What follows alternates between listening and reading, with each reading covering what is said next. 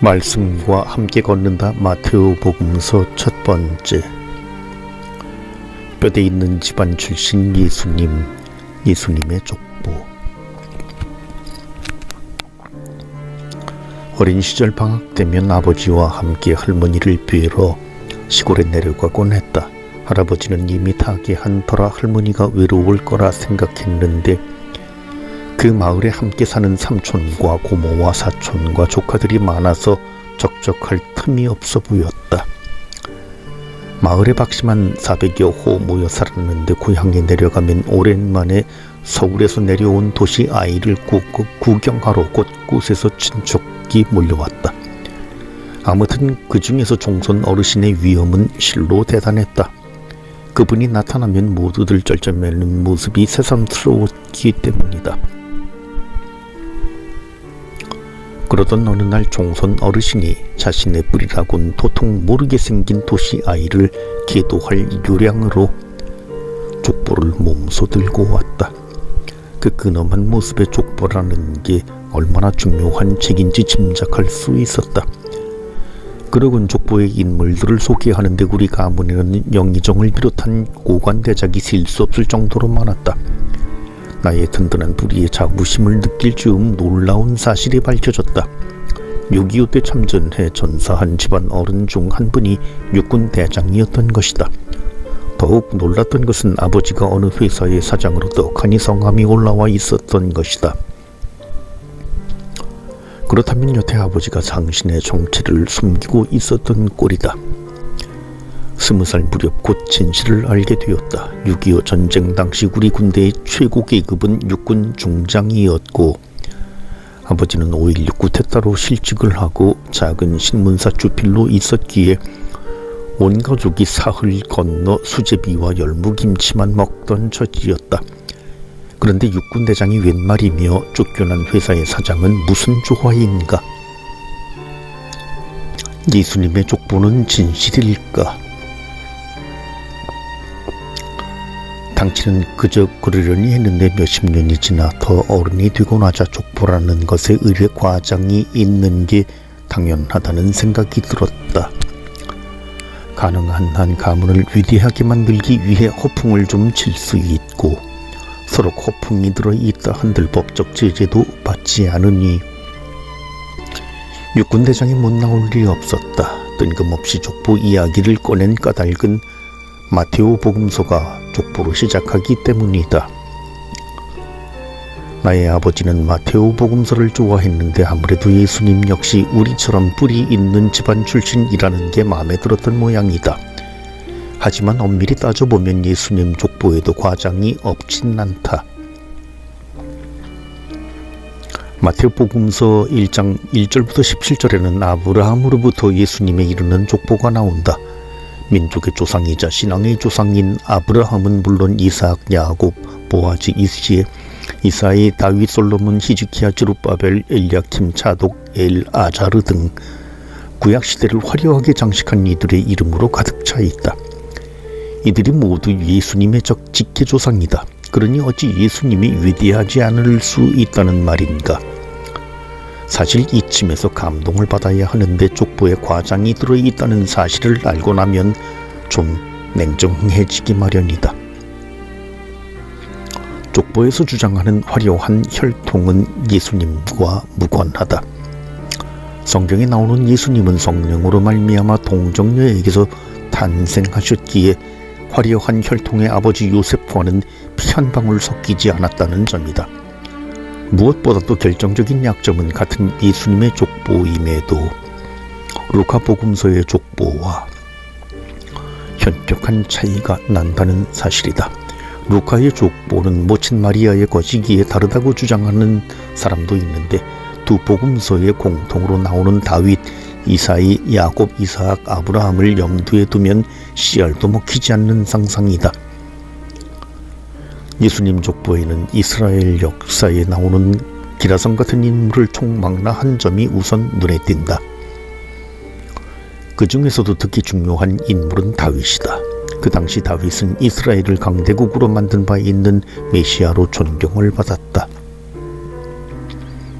말하자면 예수님이 활동할 당시 유다인들이 강력한 희망을 걸고 있었던 메시아의 출현, 곧 메시아 대망 사상을 충족시킬 길의 나로서 예수님을 간주했던 것이다.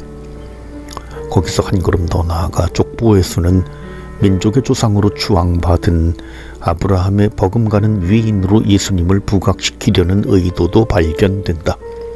어디 그뿐인가, 장녀 라합 이방 여인으로 외간 남자와 정을 통한 롯, 행실이 바르지 않았던 우리아의 아내 밧세바 등은 하느님의 특별한 돌보심에 힘입어 그 어떤 역경도 이겨낸 가문의 전통을 묘사한 것으로 볼 수 있다. 족보는 의미의 역사다. 족보는 사건의 역사가 아니라 의미의 역사다. 따라서 족보의 사실 여부를 역사적으로 정확하게 확인하려는 지도는 헛수고에 불과하다. 그보다는 족보를 통해 말하려는 바가 무엇인지 찾아내는 작업이 중요하다. 마테오 복음서의 족보에 나오는 예수님은 이스라엘이 그렇게 기대해 맞지 않았던 메시아이므로 당연히 다윗의 후손이어야 하며, 여기에 요셉의 양자라는 사실은 전혀 걸림돌이 되지 않는다. 오히려 그렇게 공백이 있는 혈통으로도 위대한 일을 하신 하느님을 찬양함이 마땅하다. 또한 아브라함과 구약 성경 인물들의 맥을 잇는다는 점에서 예수님은 이스라엘 전통 위에 굳건히 서 있다는 점을 간과해서는 안 된다.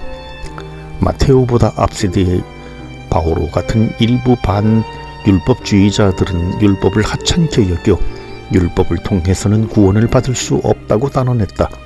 마테오의 눈에 이는 이스라엘 전통과의 단절을 공식적으로 선언한 어리석은 일이었다. 그들은 하나만 알고 둘은 모른다. 세상에 뿌리 없는 나무가 어디 있다는 말인가. 복음서 작가 마테오는 복음서를 쓰기로 작정했을 때 서두를 어떻게 열어야 할지 고민했을 것이다.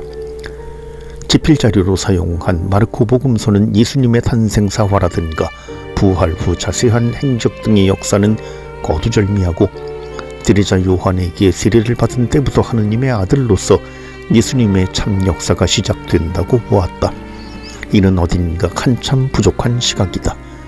그보다는 오히려 장엄한 이스라엘 역사의 맥을 꿰뚫는 근사한 이야기로 예수님의 일생을 시작해야 마땅하다. 그분은 여느 인간과 다르게 성령으로 잉태된 분이며, 동방의 위대한 점성가들이 찾아와 경배할 정도로 세계를 놀라게 한 분이며, 이스라엘을 통치했던 헤로데 대왕마저 어린 예수님을 처치하지 못해 안달냈을 정도로 뛰어난 분이다. 그러니 예수님의 역사는 민족의 조상인 아브라함에서 시작한 것으로 해야 한다. 하느님의 돌보심은 그렇게 이스라엘 역사를 시원하게 관통한다. 앞의 관점을 고려하면 복음서를 시작하기에 예수님의 족보처럼 적당한 도구는 없어 보인다. 세상을 품는 웅장한 기운이 느껴지기 때문이다. 그에 비해 박씨 족보는 나름대로 열심히 노력했지만 초라할 뿐이다. 혹시 모른다. 내가 죽고 나면 박씨 족보의 대학 총장 아니면 교육부 장관을 역임한 박공공 박사쯤으로 출세를 시켜줄지, 그리 되면 20년 시간 강사의 몸과 마음이 지칠대로 지친 내게는 조금이나마 위로가 될 것이다. 예수님의 족보를 풀이하다 보니 온갖 잡생각이 다 든다.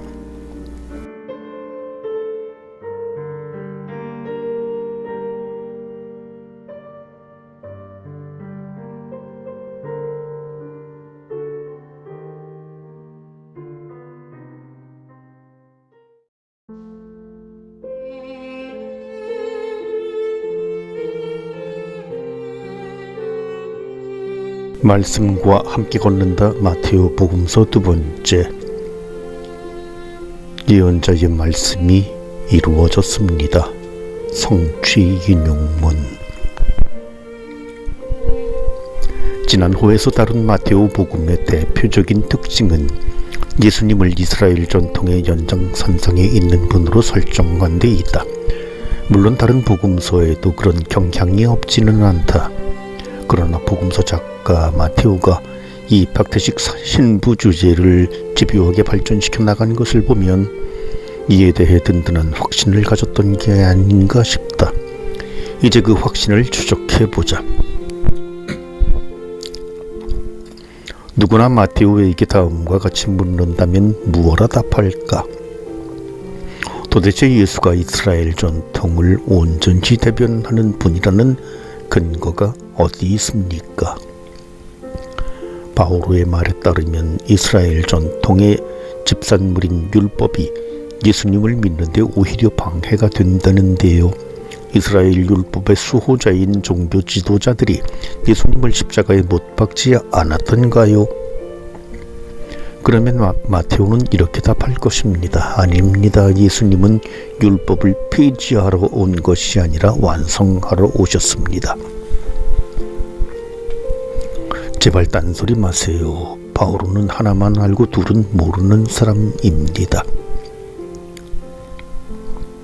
마테오 복음에서 예수님의 정체를 설정하는 대표적인 논리 중에 하나인 이른바 성취 인용문은 모두 15번 나온다. 그 구조는 비교적 단순하게 주로 예언자 뭐뭐를 지켜 하신 말씀이 이루어졌다는 형식으로 구성되어 있다. 다음 구조를 예로 들어보자. 이 모든 일이 일어난 것은 주께서 예언자를 시켜 하신 말씀이 이루어지게 하려는 것이었으니 그는 말씀하셨다. 보라, 처녀가 잉태하여 아들을 낳으리니 그 이름을 임마누엘이라 하리라.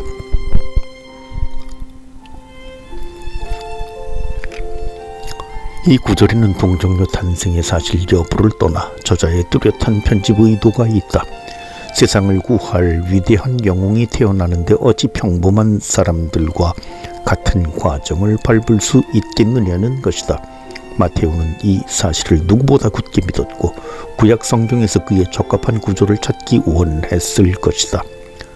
마침내 이사야서 7장 14절에서 예수의 동정녀 탄생을 뒷받침할 만한 예언을 발견하고 자신의 복음서에 싣는다. 성취 인용문이 탄생하는 순간이다.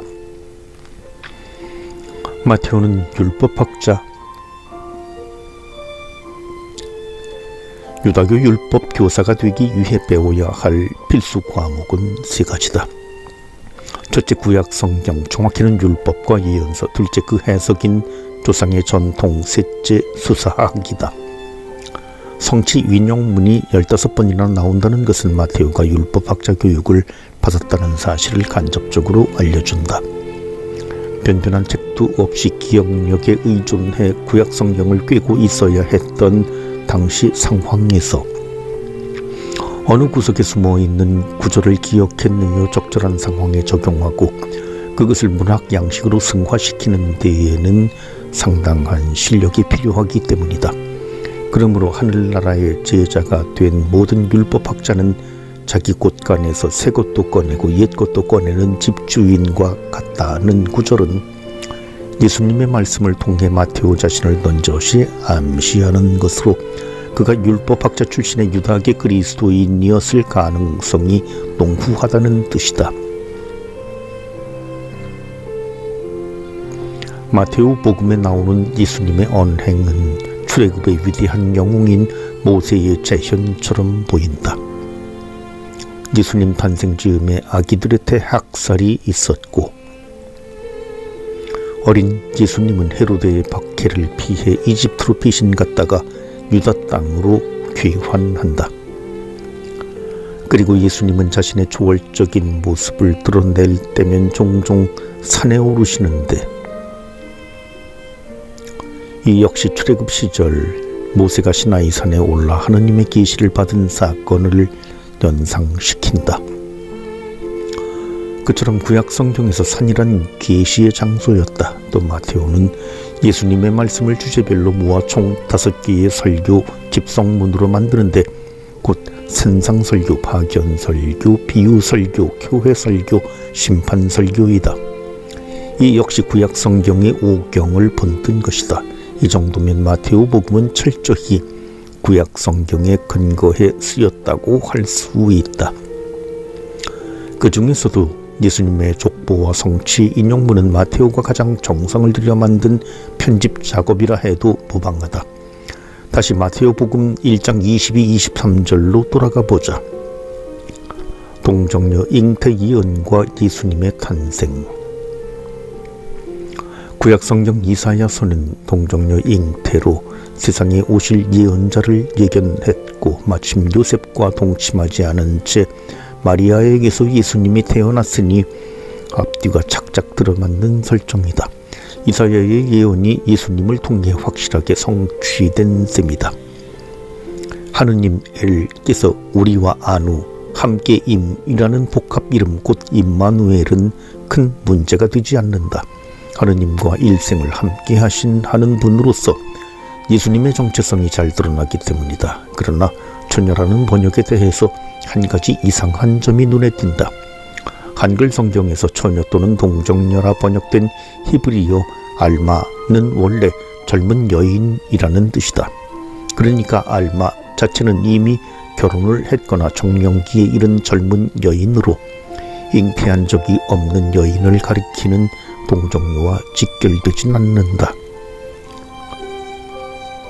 사실 신약 성경을 둘러싼 세계에도 동정녀 탄생을 포함한 신화가 많이 있다. 우리에게 익숙한 그리스 신화를 보면 신들의 장난에 따라 아비 없이 아기를 낳은 여인들이 얼마나 많은가. 이렇게 태어난 이들은 대체로 반신반인으로 영웅 대접을 받는데 그중 헤라클레스가 대표적이다. 역사적으로 실존했던 인물에게도 동정녀 탄생 이야기가 따라다니는데 로마 최초의 황제인 아우구스투스 역시 동정녀에게서 나왔다고 전해진다. 말하자면 고대 지중해권 세계에서 동정녀 탄생이란 영웅의 탄생을 알리는 표시로 그다지 새롭지 않다는 뜻이다. 성취 인용문이 하늘에서 뚝 떨어진 구절이 아니라 복음서 작가의 편집이라는 점은 분명하다. 그래서 주변 세계에 널리 퍼져 있었던 동정녀 탄생 신화를 언급했고 성취 인용문을 완성하는 과정에서 오차가 생길 수 있다는 사실을 지적했다. 그런데 이런 견해를 몹시 불편해하는 그리스도인들이 종종 있는 모양이다. 오랫동안 당연시해왔던 가르침의 근거가 흔들리면서 겪는 일시적 혼란일 수도 있고 동정녀 탄생의 신앙의 생사를 걸기도 그랬을 수도 있다. 어느 쪽이든 하느님의 역사를 과소평가한다는 생각이 든다. 전 우주를 통관하시는 하느님에 대한 마음이 어찌 그리 쉽게 흔들릴 수 있겠는가.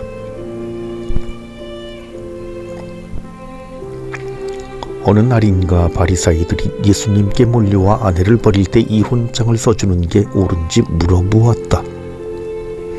이스라엘에서 관행으로 자리 잡은 신명기 24장 1절의 내용을 물어본 것이다. 그러자 예수님이 말씀하신다. 모세는 너희의 마음이 완고하기 때문에 너희가 아내를 버리는 것을 허락하였다. 그러나 처음부터 그렇게 된 것은 아니다. 이 규정은 모세의 가필이지 원래부터 율법에 있었던 게 아니라는 뜻이다. 인간의 어리석음을 통렬하게 비판하신 예수님의 눈썰미가 여간 예리하지 않다. 편집 비평 같은 방법을 통해 역사를 큼직하게 재단하시지 않는가. 독자 여러분도 마테오의 의중을 신중하게 파악하시길 바란다.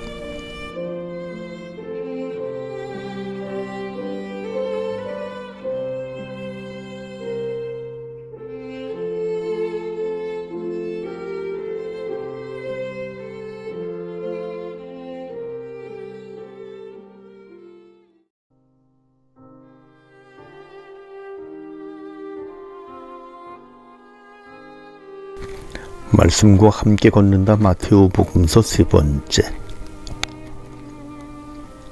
사람 위에 사람 없고 사람 아래 사람 없다. 마테오 교회의 직제. 사람 위에 사람 없고 사람 아래 사람 없다. 이 말을 들은 지 꽤 오래됐다. 50년 훌쩍 넘으려나. 아무튼 모든 사람이 평등하다는 개념은 내 머릿속에 이 간단한 대꾸법 문장으로 자리 잡고 있다. 그런데 똑같은 말을 마테오는 다음과 같이 표현한다. 너희는 스승이라 불리지 않도록 하여라. 너희의 스승은 한 분뿐이시고 너희는 모두 형제다. 또 이 세상 누구도 아버지라고 부르지 마라. 너희의 아버지는 오직 한 분, 하늘에 계신 그분뿐이시다. 그리고 너희는 선생이라고 불리지 않도록 하여라. 너희의 선생님은 그리스도 한 분뿐이시다. 참으로 속이 후련한 말씀이다. 모두가 형제자매니 서로를 스승이라고도 아버지라고도 선생이라고도 불러선 안 된다는 뜻이 아닌가? 이 같은 마테오 복음의 호칭론에 따르면 당장 신부와 교리교사부터 걸리게끔 되어 있다. 거기다가 교부, 교회, 박사, 몬시뇰, 아빠스, 주교, 대주교, 교황 등등으로 확대하면 가톨릭 교회는 가히 호칭의 천국이라 해도 과언이 아닐 정도다. 이런 호칭들 하나하나가 공동체 내의 평등은 고사하고 계급의식을 적극 장려하진 않나 의심이 들어서 하는 말이다. 예를 들어 주교 착좌식 때 휘황찬란한 조명이 드리워진 제단에 화려한 복장을 한 신임 주교를 요란한 의자에 앉혀놓고서는 선배 주교가 바닥에 엎드리는 자세로 교우들을 섬기는 종이 되라는 권면을 하는 것을 보면 이율배반적인 느낌이 드는 게 어쩔 수 없는 노릇이다. 문화적 충격을 최소화한 마테오 교회의 직제. 스승, 아버지, 선생 등 평등을 해치는 호칭을 없앴다면 마테오의 공동체는 직제마저도 아예 없앴다는 뜻일까? 꼭 그렇진 않다. 지난 호에서 살펴보았듯 마테오는 자신을 하늘나라의 율법학자로 인식했고 예언자 또는 현인 소포스라는 직분으로 소개하기도 한다. 그러므로 이제 내가 예언자들과 현인들과 율법학자들을 너희에게 보낸다. 그러면 너희는 그들을 더러는 죽이거나 십자가에 못 박고 더러는 너희 회당에서 채찍질하고 또 이 고을 저 고을을 쫓아다니며 박해할 것이다. 예수님을 이스라엘 역사의 연장선상에서 파악하려 한 마테오의 사관을 이유로 학계에서는 마테오 공동체가 유다계 그리스도인들로 이루어져 있었다는 설이 지배적이다. 그러나 너희 회당이라는 표현에서 알 수 있듯 마테오 공동체는 유다인 공동체인 회당, 시나고게와 자신을 별개의 조직으로 이해하고 있었다. 또한 마테오 복음에 2번 등장하는 교회, 에클레시아라는 용어는 이미 그리스도인들로 이루어진 조직이 있었음을 의미한다. 하지만 공동체 구성원들의 문화적 충격을 최소화하기 위해 마테오 교회는 예언자, 현인, 율법학자 등의 직분을 유다교에서 그대로 빌려올 수밖에 없었을 것이다. 따라서 다음과 같은 추론이 가능하다. 첫째, 마테오 공동체는 유다교 회당과 구별해 자신을 교회라 불렀지만 교회 구성원의 대부분은 유다인이었다. 둘째, 이들은 그리스도의 복음을 받아들여 새로운 공동체를 설립하면서 자신들에게 익숙한 유다교의 직제를 수용했다. 셋째, 그러나 유다교식의 권위적인 계급의식까지 따라오는 것은 바라지 않았다. 두 손 두 발을 걷어붙이고 교회를 이끌 일꾼이 필요했으나 그가 교회 내에서 지배계급으로 군림하기는 원치 않았던 것이다. 평등한 새로운 하느님의 백성이 모인 교회. 마테오는 교회에 관심이 유난히 많았다. 교회에 관한 지침들을 모아 18장 교회 설교에 집중적으로 담았고 자신의 교회 직분이었을 법한 율법학자, 현인, 예언자에 대해 언급했고 만에 하나라도 직분을 맡은 이들이 교만해질세라 그들을 단속하는 경고도 종종 언급한다. 이처럼 꼴찌가 첫째가 되고 첫째가 꼴찌 될 것이다. 너희 가운데에서 가장 높은 사람은 너희를 섬기는 사람이 되어야 한다. 누구든지 자신을 높이는 이는 낮아지고 자신을 낮추는 이는 높아질 것이다.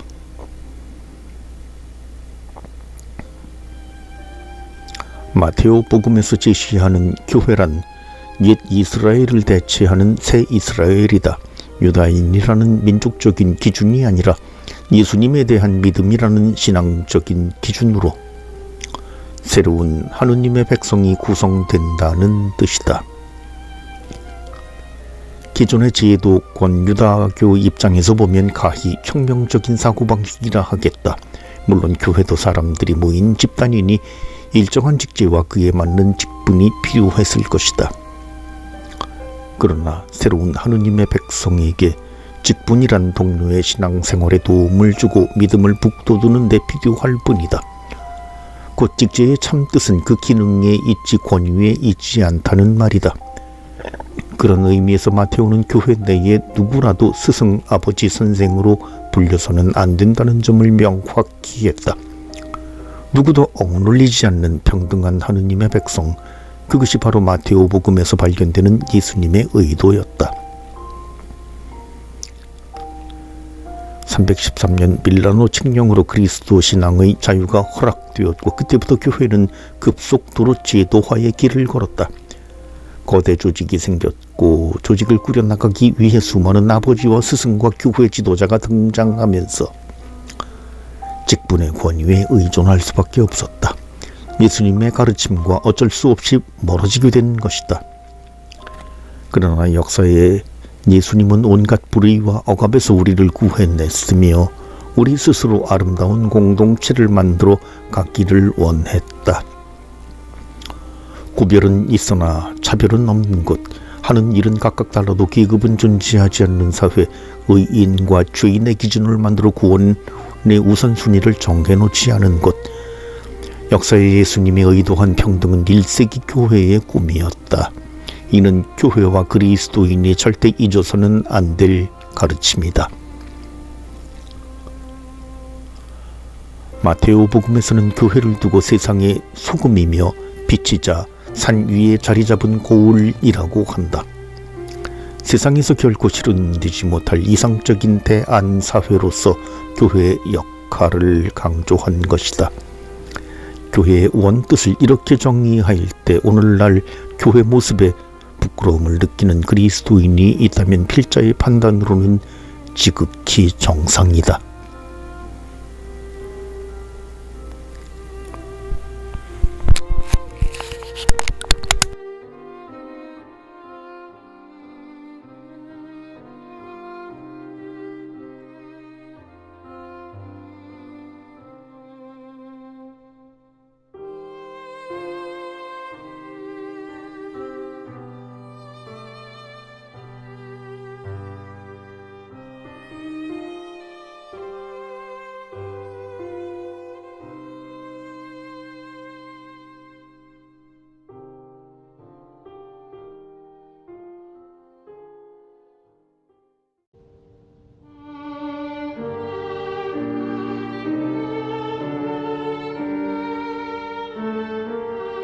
말씀과 함께 걷는다. 마테오 복음서 4번째. 말은 내려놓고 행동합시다. 마테오 복음의 율법 이해. 약 2000년 전 그리스 로마 시대의 수사학 중에 파라디그마라는 것이 있었다. 수사학이라는 게 원래 나 아닌 타인에게 내 생각을 가능한 한 정확하게 전달하는 게 목적이라 다양한 방법론이 필요했으며 당시 정서와도 잘 맞아떨어져야 했다. 파라디그마의 구조는 기본적으로 정해져 있다. 이를테면 세상에 가족만큼 가까운 관계가 없다는 말을 누군가 했다고 하자 이 말을 정확하게 전달하려면 그에 맞는 상황을 설정해 주어야 한다.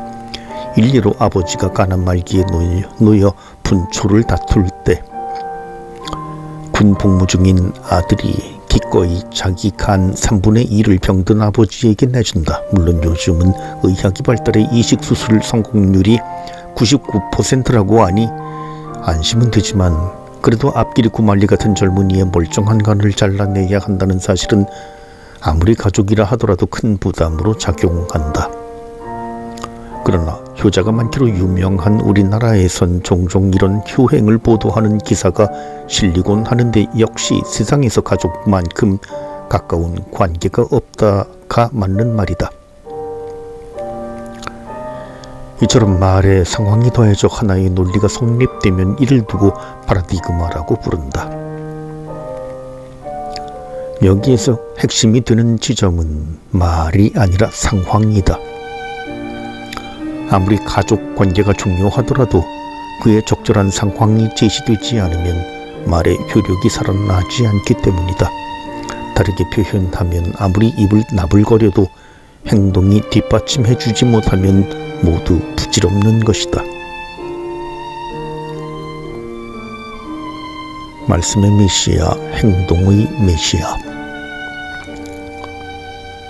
마테오 복음서를 꼼꼼하게 읽어보면 예수님의 말씀과 행동이 가깝게 묶여 있음을 알 수 있다. 마테오는 하느님 나라의 윤리를 모아서 산상 설교 안에 질서정연하게 배치했다.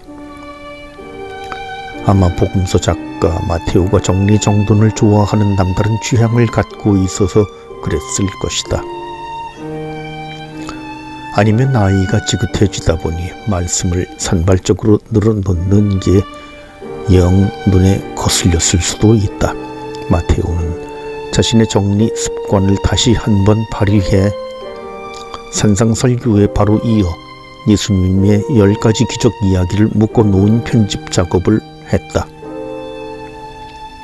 이는 예수님이 비단 말씀에 그치는 분이 아니라는 사실을 웅변적으로 보여주기 위함이다. 이스라엘이 예로부터 기다려왔던 분, 곧 예수님이 하신 말씀이 그분의 메시아적 행동으로 확인되었음을 뜻한다. 저명한 성서학자 슈니빈트는 예수님을 말씀의 메시아이자 행동의 메시아라고 부르기까지 한다.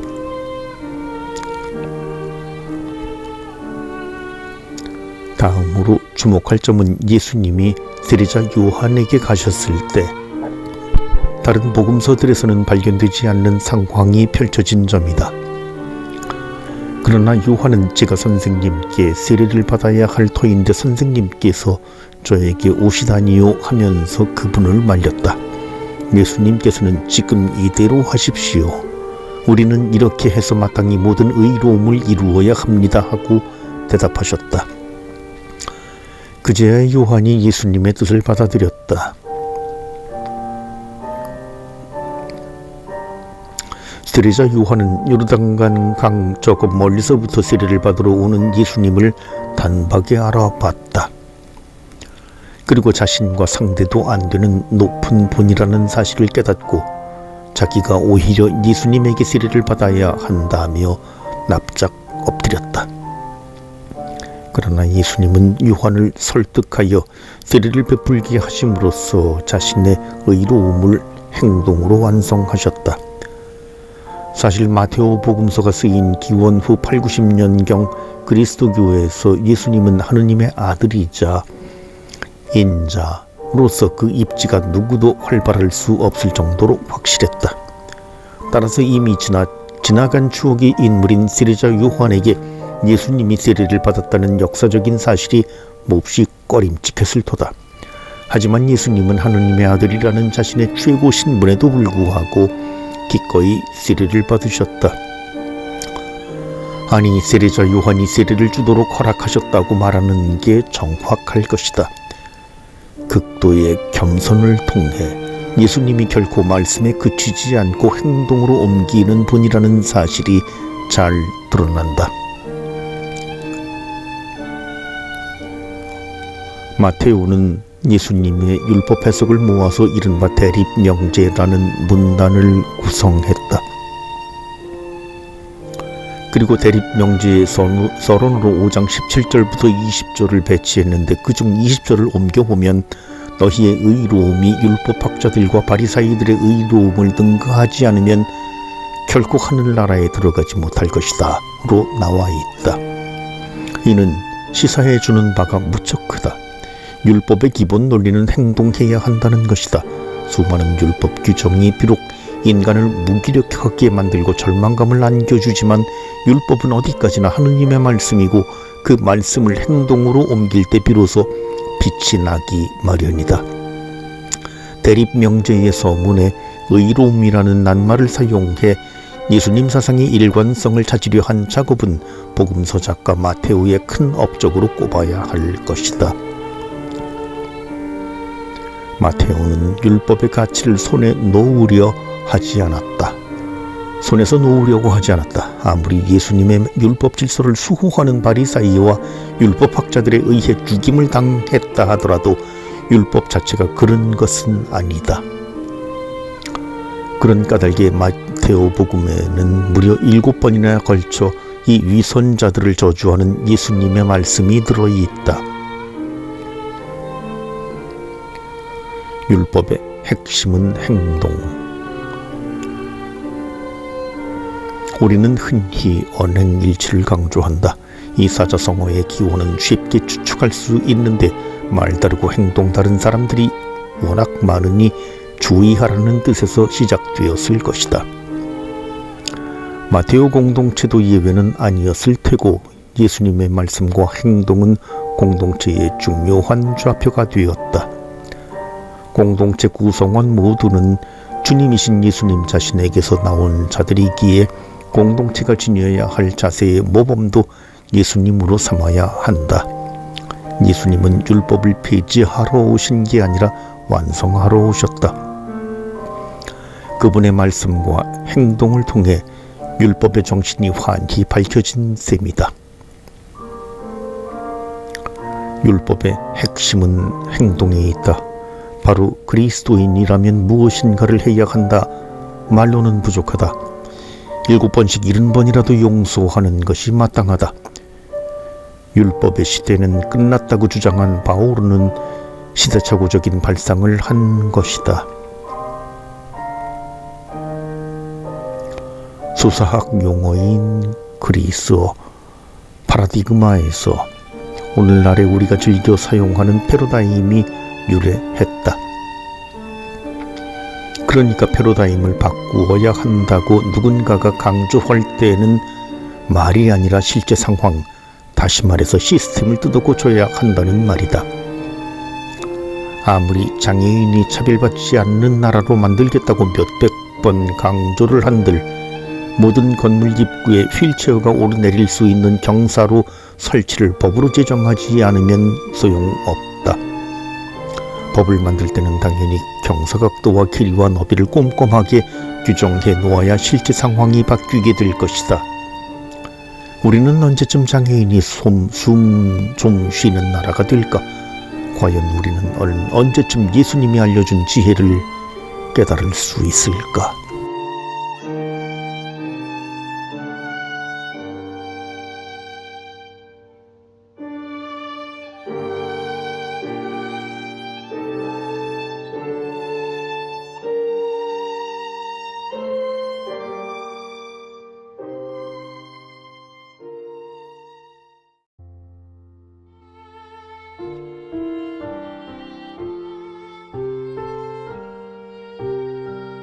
말씀과 함께 걷는다. 마테오 복음서 5번째.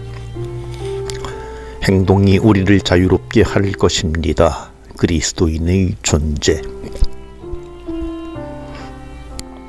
지난 호에서 살펴보았듯이 마테오 복음은 행동을 강조한다. 예수님의 말씀을 들었다면 그 가르침을 행동으로 옮겨 마땅하다. 남이 너희에게 해주기를 바라는 그대로 너희도 남에게 해주어라. 이것이 율법과 예언서의 정신이다라는 말씀이 산상설교의 결론이라는 점을 간과해서는 안 된다. 더불어 다음 구절 역시 기억해 둘 필요가 있다. 나의 이 말을 듣고 실행하는 이는 모두 자기 집을 반석 위에 지은 슬기로운 사람과 같을 것이다. 행동을 통해 더 큰 차원의 진리를 습득할 수 있다는 뜻이다. 요즘 들어 낯선 이와 처음 만날 기회가 생기면 사전조사를 해두는 일이 잦아졌다. 그 사람에 대한 정보를 미리 알면 대화가 한결 부드러워지리라는 기대감 때문이다. 여성이자 미국 성공의 8개 관구장 모임의 의장 주교이며 과거에 오징어와 문어를 연구했던 해양생물학자, 이는 수년 전 한국을 방문했던 캐서린 제퍼스 슈리 주교에 대해 내가 가지고 있던 간단한 정보다.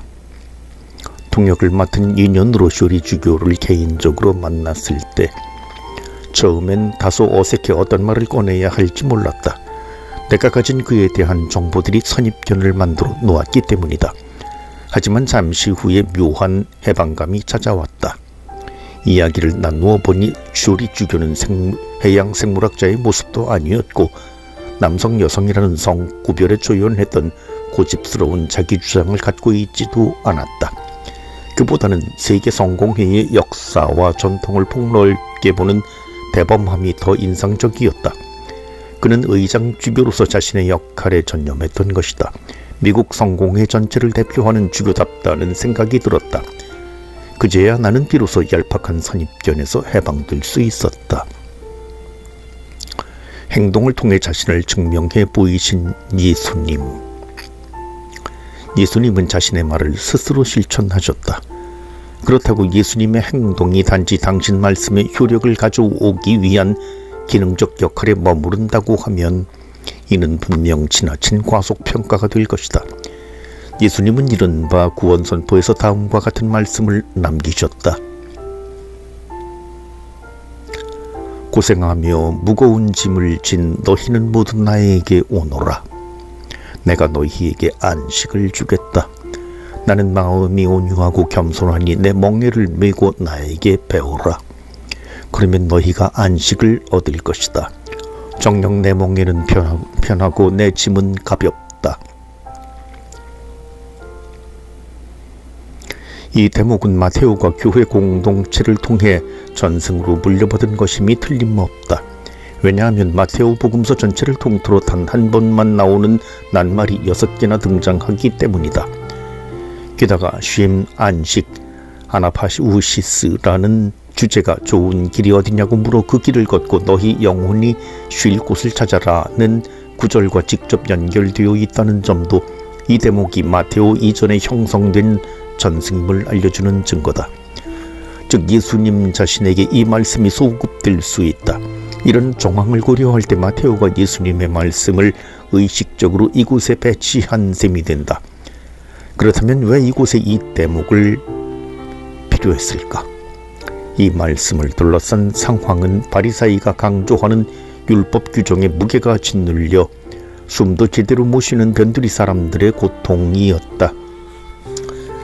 예수님은 고생하고 무거운 짐을 진 그들에게 쉼을 약속하신다. 이렇게 자신의 짐을 예수님에게 맡겨놓고 쉬라는 가르침은 구원의 현재성으로 이해할 수 있다. 이전 예수님에게서 삶의 온갖 걱정거리를 넘겨드리기만 하면 나는 그간 짊어졌던 고통에서 자유로워져 안식을 맛보게 된다. 지금 이 자리에서 구원이 이루어지는 것이다. 같은 맥락에서 강조되어야 할 전제사항은 바로 예수님이 언행일치의 화신으로서 자신을 증명하고 있다는 사실이다. 나는 마음이 온유하고 겸손합니다. 예수님 스스로 자신이 선포한 윤리적 자세의 모범이 되었다는 사실은 우리에게 한없는 평안을 준다. 비록 내가 사막의 골짜기를 간다 해도 두렵지 않으니 이는 주님의 지팡이가 나를 지켜주기 때문이며 주님의 등불이 꺼지지 않고 어둠을 비추어 주기 때문이다. 그러니 우리는 예수님의 바지가랭이만 붙들고 있으면 좋은 수가 생긴다. 틀림없다. 정체성은 말이 아닌 행동으로부터 온다. 예수님은 바리사이가 말하는 것은 다 실행하고 지켜라. 하지만 그들의 행실은 따라하지 마라. 그들은 말만 하고 실행하지 않는다라고 이르셨다. 이 말씀이 우리를 한 단계 높은 차원으로 인도한다. 말에 맞는 행동이 우리의 정체성을 만든다는 것이다.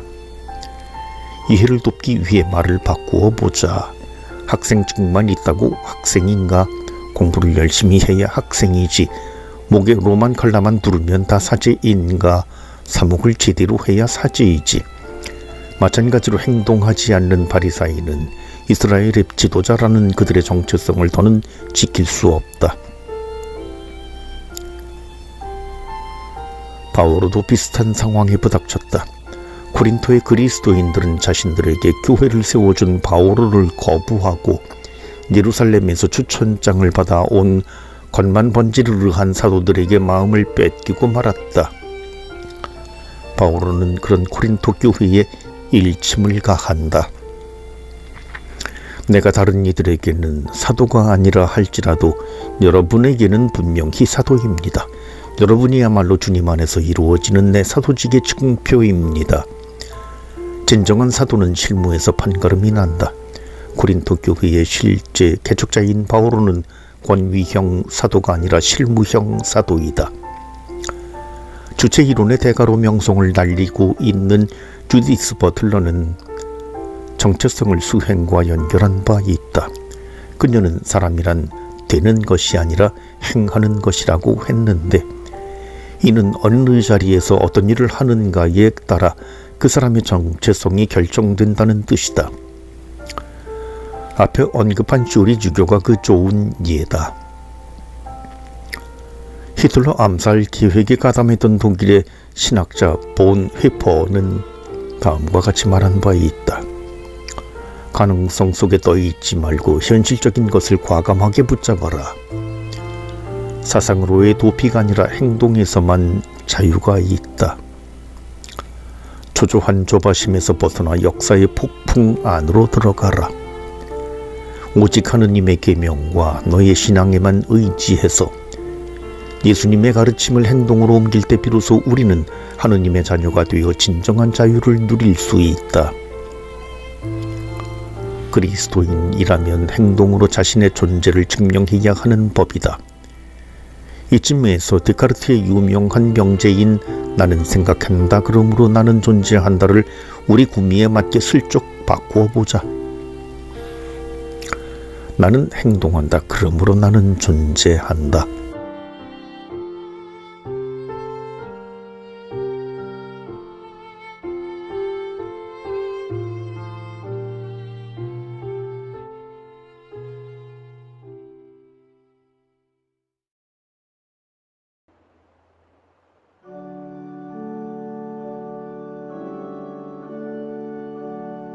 말씀과 함께 걷는다. 마테오 복음서 6번째.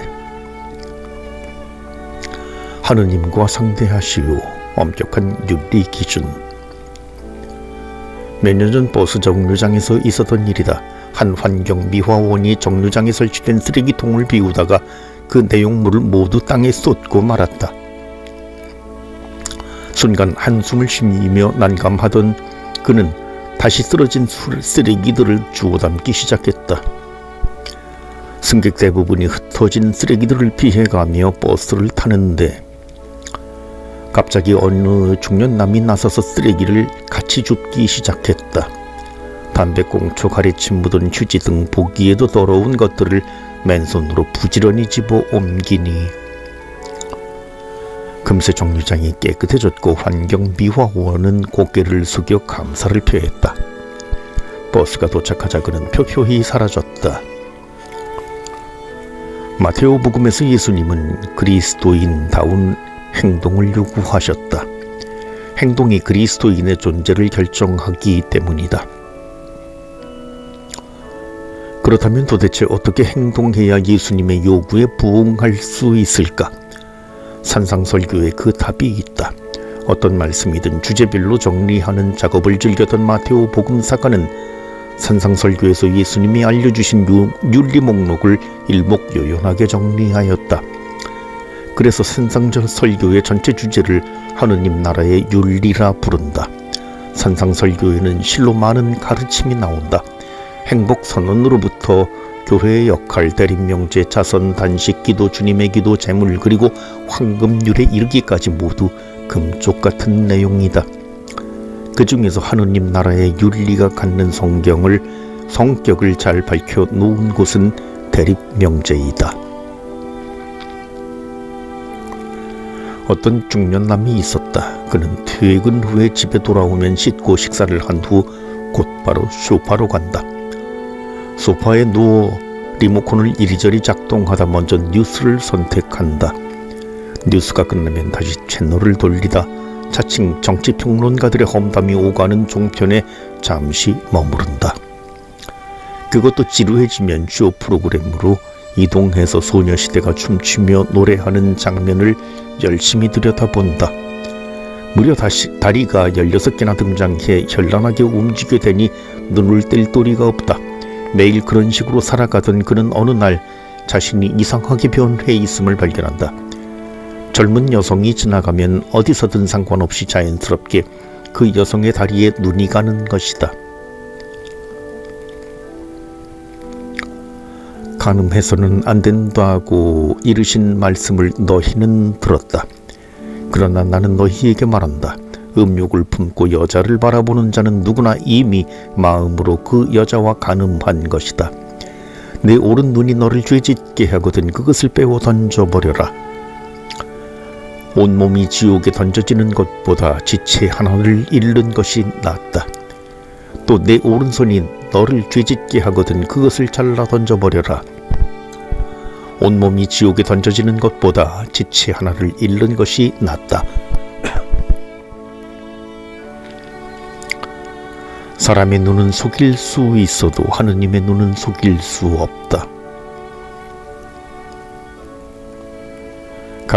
간음하지 말라는 계명은 10계명 중 하나이다. 하느님께서 모세에게 직접 이르신 그 계명에 대해 예수님은 그러나 나는 너희에게 말한다고 한다. 하느님께서 주신 계명조차 자유자재로 재해석할 수 있는 전권을 가진 분이라는 엄청난 자의식이 돋보인다. 그러더니 덧붙이는 말씀이 음욕을 품고 여자를 바라보면 간음한 것과 마찬가지란다. 음욕을 품고 바라본다는 표현만 보면 추악한 속셈을 가진 눈길이 떠오르지만 그리스 성경 원문에 나오는 동사 에피튜메오는 그저 호기심 어린 눈길을 의미한다.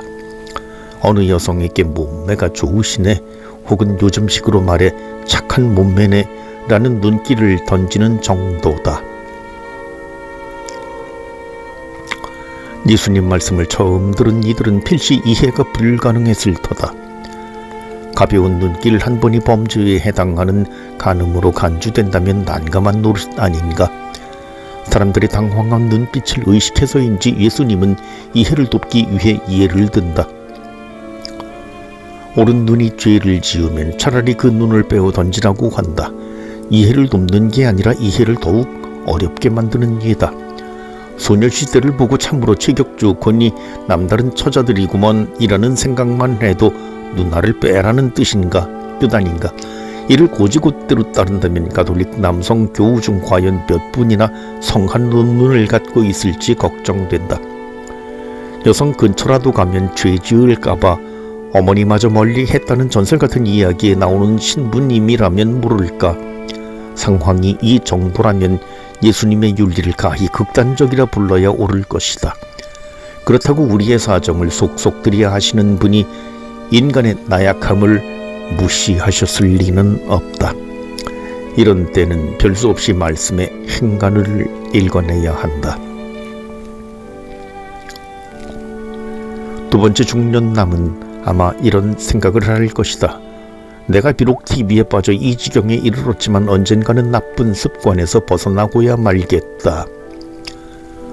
성을 상품화하는 언론이 문제다. 그리고 옆구리에서 또 하나 올라오는 생각은 서로 내 눈길이 지나가는 여성의 다리에 머물며 잠시 못된 생각을 했기로서니 다른 사람들이 내 생각까지 어찌하랴. 아마 신부님 중에도 나와 비슷한 사람이 있을 걸. 하지만 그의 판단은 틀렸다. 사람 눈은 속일 수 있어도 하느님의 눈은 속일 수 없기 때문이다. 문자로 된 율법을 넘어서기. 예수님께서는 우리에게 이제부터 문자로 된 율법이 아니라 하느님과 직접 상대하라고 말씀하신다. 나의 행동 하나하나가 모두 하느님의 관찰 아래 있음을 기억해야 한다. 그런데 우리는 종종 그 사실을 잊고 살아간다.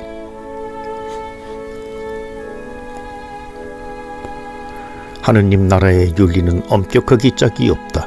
하느님과 직접 상대해야 하기 때문이다. 어떤 변명이나 어떤 자기 합리화도 하느님 앞에서는 통하지 않는다.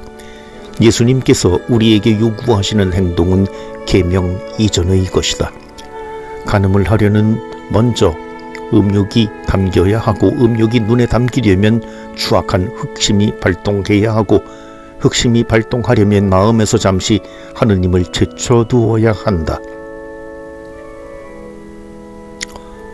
누구에게도 요구받지 않고 법적인 제재도 받지 않는 상황에서 발벗고 환경미화원을 도운 첫 번째 중년남은 하느님과 직접 상대했던 사람이다. 그는 좋은 선택을 했다.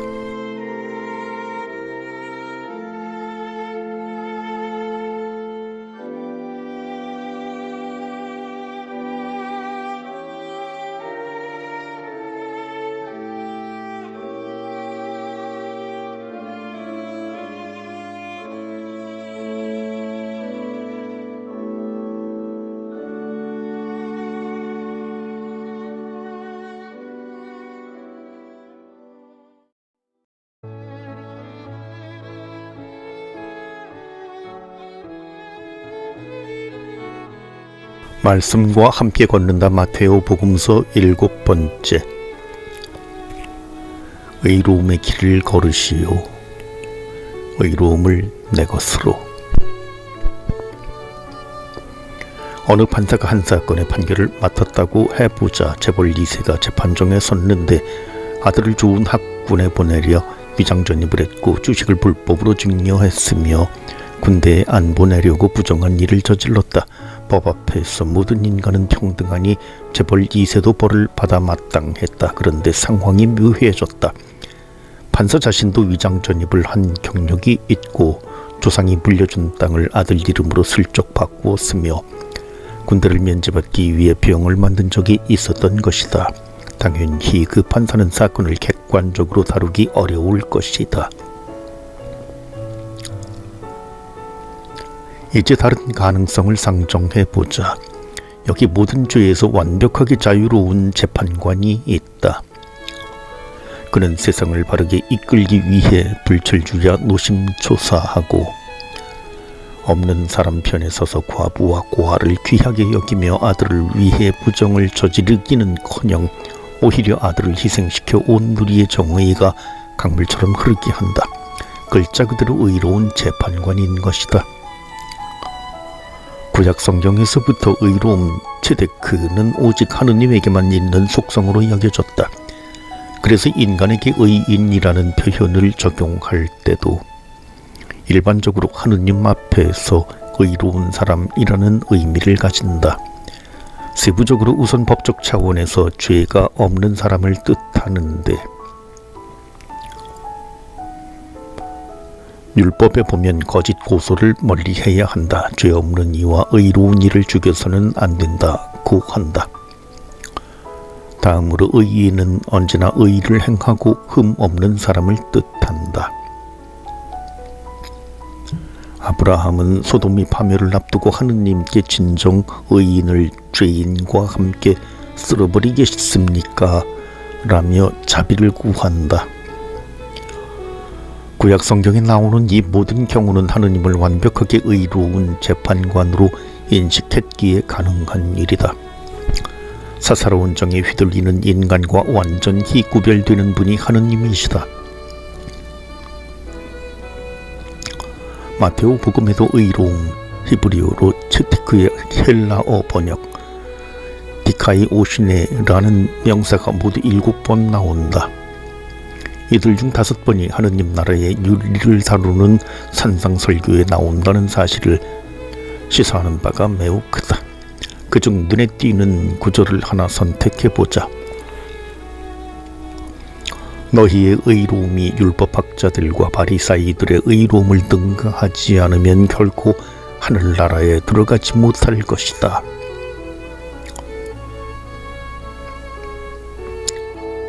마테오는 의로움이 구약 성경으로부터 내려오는 개념이며 하느님의 속성으로 여겨진다는 사실을 그 누구보다 잘 알고 있었다. 그리고 유다교 지도자들이 의인이라는 자의식을 갖고 있었던 것도 알고 있었다. 법적 차원에서 의인이란 원래 법 규정을 잘 지키는 사람이나 재판에서 무죄 선고를 받은 사람이라는 뜻이다. 그러나 종교 지도자들은 의인이란 용어를 법적인 의미보다 하느님 앞에서 의로운 사람이라는 종교적 의미로 사용했고, 회당에서는 의인을 율법을 성실하게 지키는 사람이라고 가르쳤다. 하지만 자칭 의인들에게는 큰 문제가 하나 있었다. 그들은 의로움의 내적 자질을 외면한 채 오직 외적 성과에만 매달렸다. 그들의 행동은 선행으로 보이게끔 잘 포장되어 있지만 진정한 내용을 담고 있지 못했다. 그들의 말은 청산유수라 누구라도 현혹될 만하지만 언제나 말에 그치고 말았다. 말과 행동, 이 모든 게 사람들에게 칭송을 받기 위한 것이었다. 가장 중요한 기준인 하느님의 의로움은 만족시키지 못한 채 말이다. 그러나 우리 그리스도인들의 의로움은 당연히 율법학자들과 바리사이의 의로움을 능가해야 한다. 의인이란 본디 하느님 앞에서 의로운 사람을 뜻하지 않는가? 이제야 율법학자들과 바리사이들에게 불행하여라. 너희 위선자 율법학자들과 바리사이들아. 하시는 예수님의 호통에 수긍이 가고 나는 의인이 아니라 죄인을 부르러 왔다고 하신 예수님의 말씀이 이해된다. 마테오가 의로움이란 용어를 사용할 때는 모든 의로움을 이룬 의로움의 굶주린 이 의로움 때문에 박해받는 이 너희의 의로움을 가장하지 마라. 하느님의 의로움, 의로움의 길로 등 대부분 인간이 가져야 할 의로움을 가리킨다.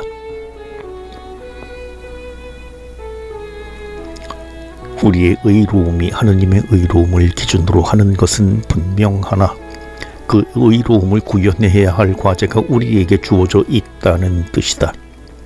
이 대목에서 바오로의 의화 가르침과 확연히 구분된다. 적극적으로 걸어가야 할 의로움의 길. 바오로 역시 마테오처럼 하느님 한 분만 의롭다고 보았다. 하지만 인간의 노력으로 하느님의 의로움을 공유할 수 있다고는 생각하지 않았다. 아담이 죄를 지은 이후 모든 인간은 죄의 세력 아래 놓여 있으니 죄는 인간에게 숙명이기 때문이다.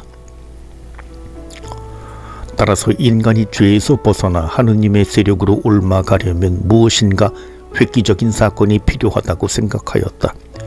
그래서 바오로는 하느님께서 외아들을 세상에 보내어 우리 죄를 대신해 십자가에 달려 죽게 하심으로써 인간이 죄에서 벗어나는 일이 가능해졌다고 보았다. 하느님의 은혜로 거저 주어진 속량 사건인 것이다. 십자가 사건에 대한 믿음만 있으면 구원이 가능하고 여기에는 유다인과 이방인의 차이가 없다. 마테오복음 5장 20절은 대림명제의 서문 역할을 하고 그 결론은 5장 48절에서 나온다. 그러므로 하늘에 너희 아버지께 완전하신 것처럼 너희도 완전한 사람이 되어야 한다. 여기서 말하려는 하느님의 완전함은 두말할 것도 없이 하느님의 의로움이다. 모름지기 인간은 하느님의 완전함을 쫓아 우리의 말과 행동을 다스려야 한다. 하느님으로부터 의롭다고 수동적인 선언을 받기보다는 하느님이 완전한 것처럼 우리도 완전하게 되어야 하니 적극적으로 의로움의 길을 걸어가야 한다. 재벌 2세를 봐주던 판사가 죽어 하느님 앞에 설 때 하느님께서는 반드시 물으실 것이다. 자네 그때 왜 공정한 판단을 하지 않았나? 몰라서 그랬다는 말은 아예 하지 말게. 사람의 눈은 속일 수 있어도 내 눈은 못 속인다네. 그 판사님 적당히 변명거리를 서둘러 준비해 두어야 할 것이다.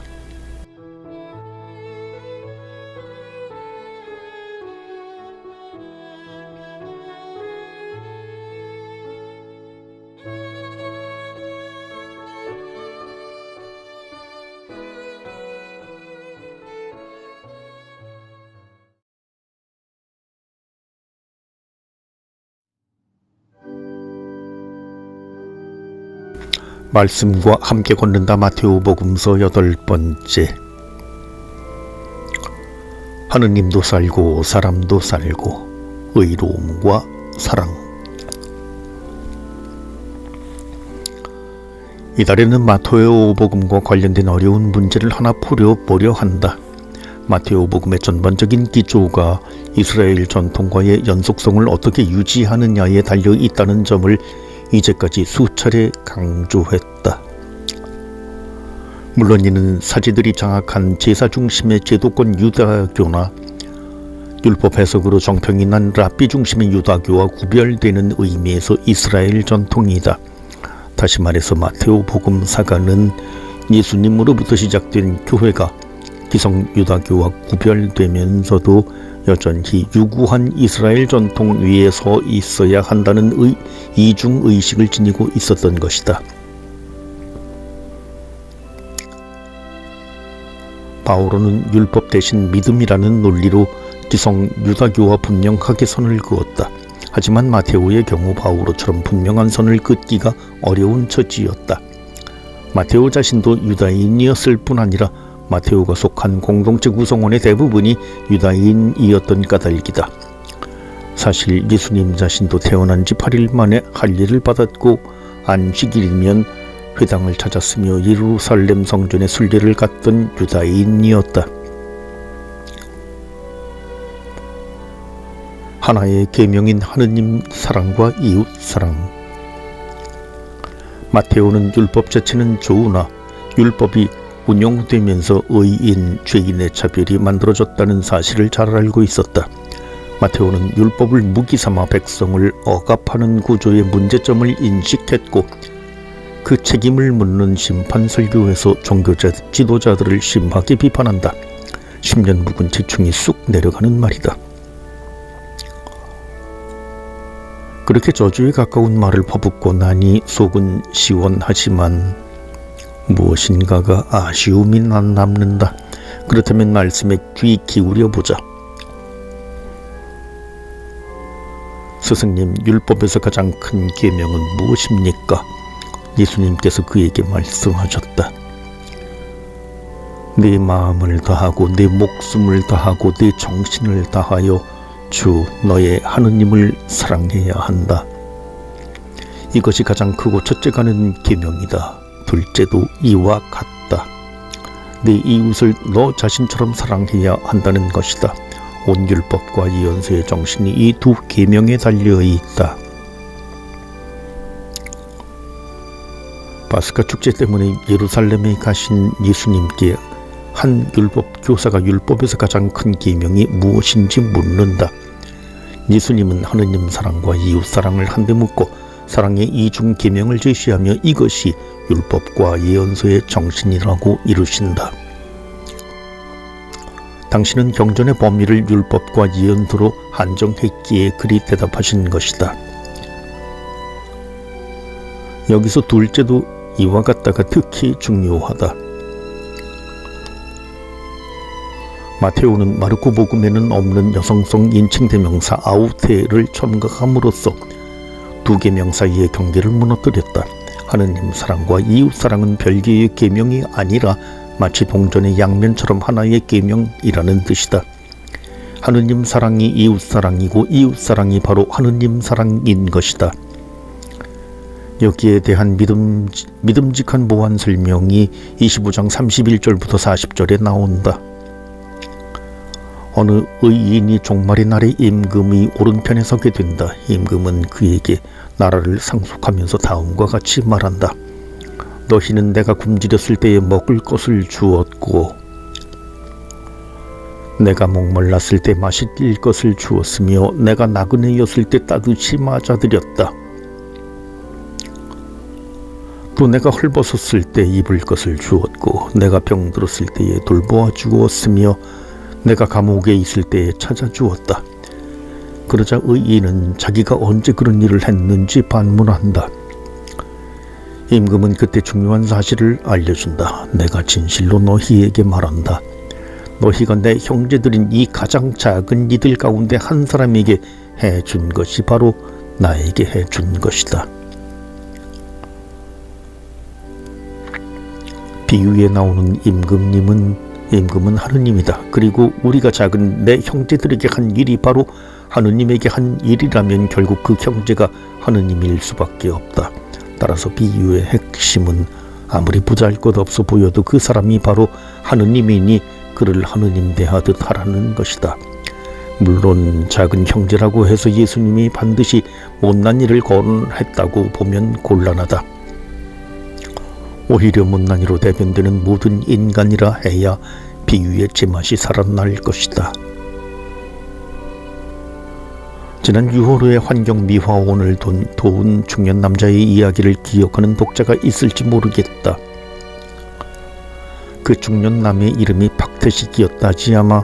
아무튼 이웃에게 베푼 호의가 바로 하느님께 베푼 호의이고 이웃의 고통이 함께하는 것이 바로 하느님과 함께하는 것임이 최후의 심판 비유를 통해 생생하게 드러난다. 마테오는 예수님의 비유에서 그 점을 놓치지 않았고 간단한 편집 작업을 통해 예수님의 가르침이 살아 움직이게 만들었다. 사람 사랑이 곧 하느님 사랑이다. 우리들의 잘못된 기대와 어리석은 희망. 예수님 당시 이스라엘 종교 지도자들은 하느님 섬기기에 여념이 없었다. 웅장한 성전을 세우면 하느님이 매우 기뻐하시리라는 기대를 품었고 율법을 글자 그대로 철저히 따르면 하느님이 만족해 하시리라 믿었고 절기마다 양과 염소를 바쳐 자신의 믿음을 증명하는 것이 최고의 신앙 행위가 된다고 여겼다. 그러고는 부활하면 하느님께서 자신들의 공로를 크게 보상해 주시리라 기대하였다. 그러나 그들을 향한 예수님의 호통은 서릿발 같다. 너희 뱀들아, 독사의 자식들아, 너희가 지옥형 판결을 어떻게 피하려느냐? 우리도 비슷하다. 최고의 건축가에게 성당 건축을 맡겨 올해의 건축상을 받으면 하느님이 기뻐하실 것으로 여기고 가톨릭 신자 수가 500만이 넘으면 교무금의 목표를 초과 달성하면 하느님의 쾌재를 부르실 것으로 기대하고 5만 명이 동시에 미사를 드릴 수 있는 동양 최대의 성당을 100년 계획으로 세우면 하느님이 매우 흡족해 하시리라는 희망으로 모금의 열을 올린다. 그러면 하느님은 말씀하실 것이다. 나는 됐네. 이 곰 같은 사람들아, 이웃이나 제대로 챙기시기에 전 우주를 관할하시는 하느님 앞에 동양 최대의 성당에 도대체 무슨 유치한 발상인가? 하느님의 의로움과 사랑.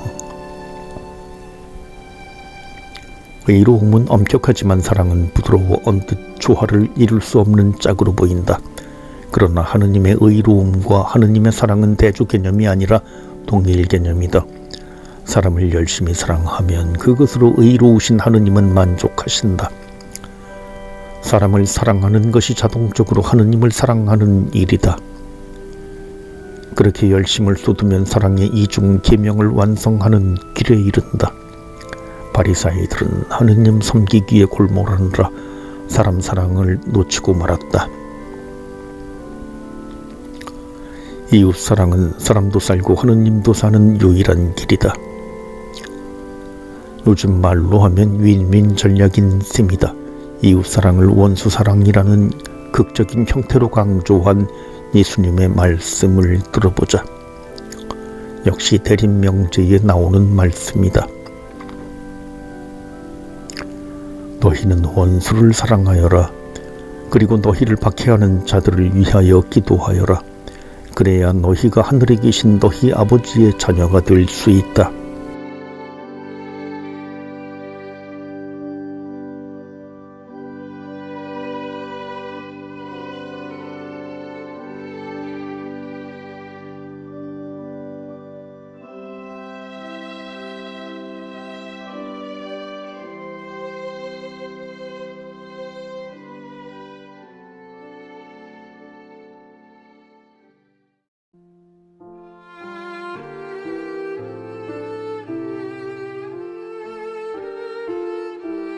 말씀과 함께 걷는다. 마테오복음서 9번째. 좋은 몫을 택한 제자들, 제자상의 재발견.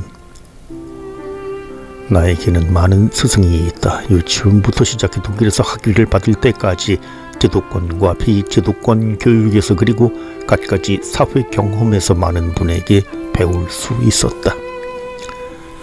그 모든 교육을 통해 과거에 내가 있었고 오늘의 내가 있고 내일의 내가 있을 것이다.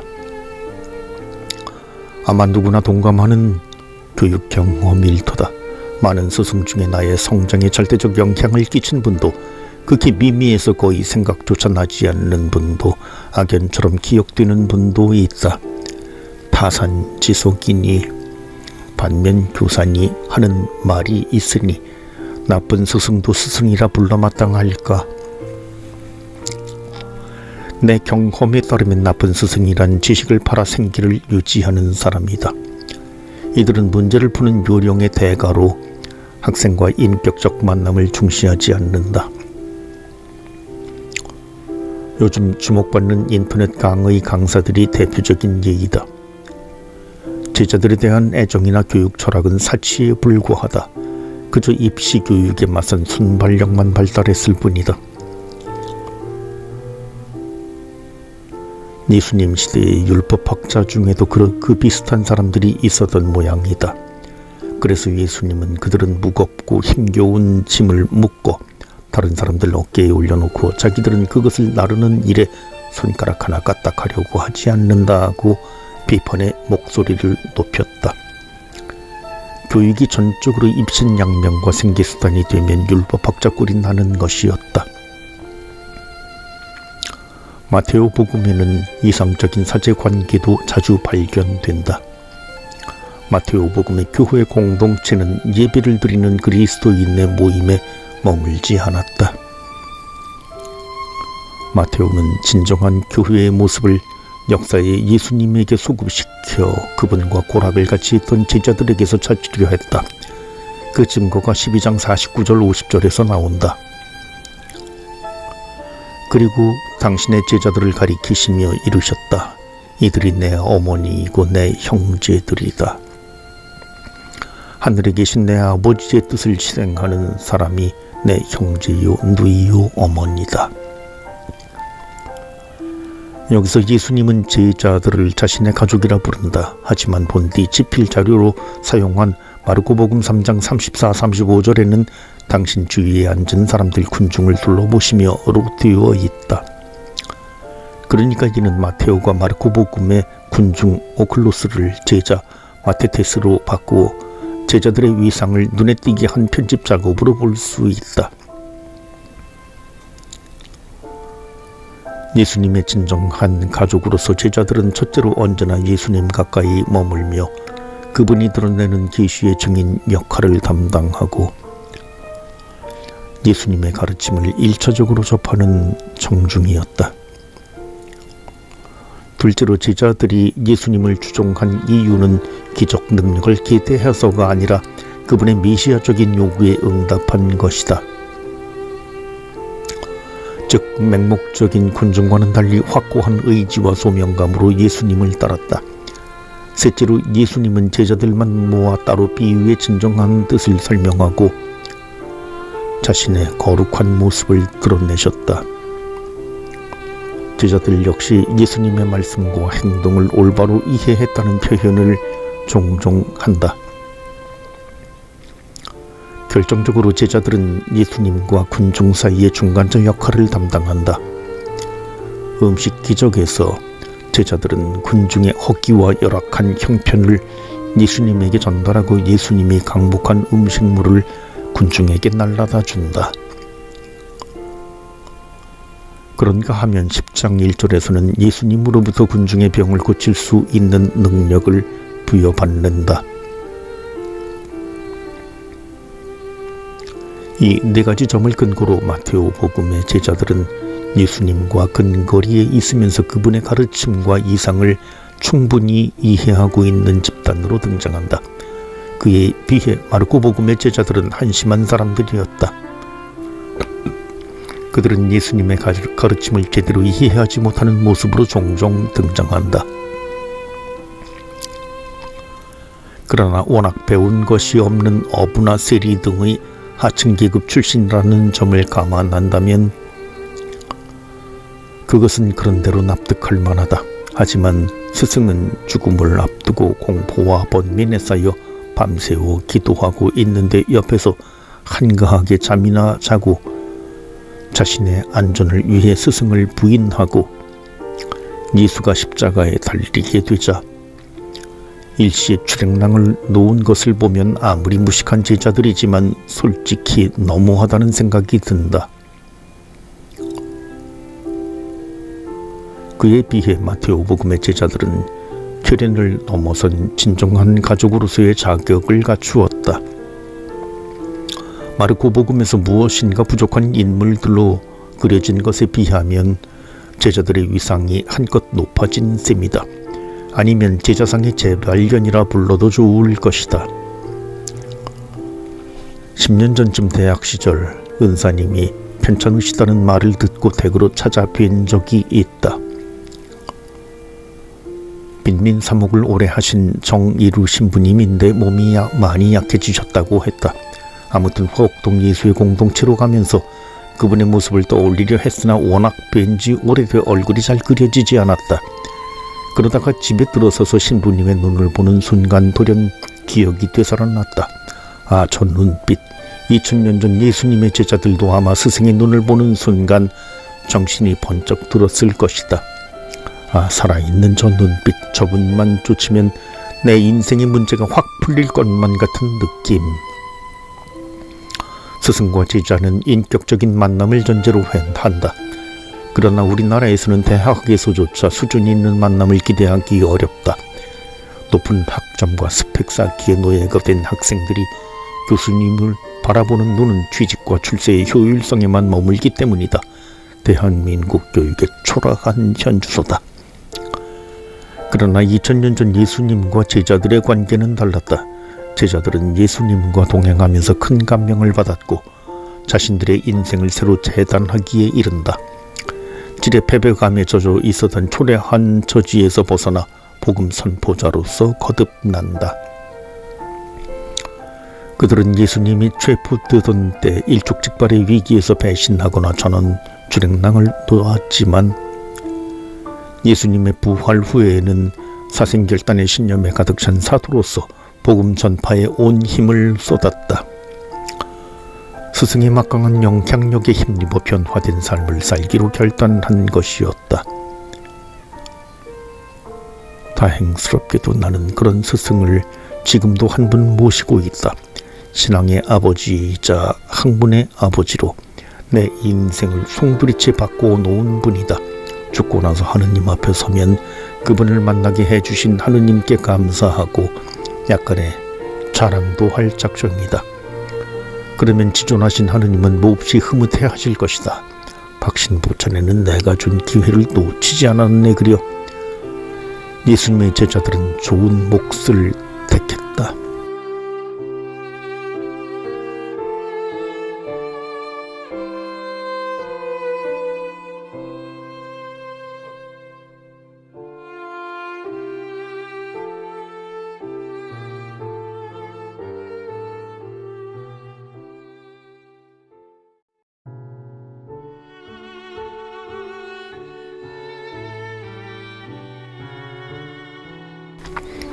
말씀과 함께 걷는다. 마테오복음서 10번째.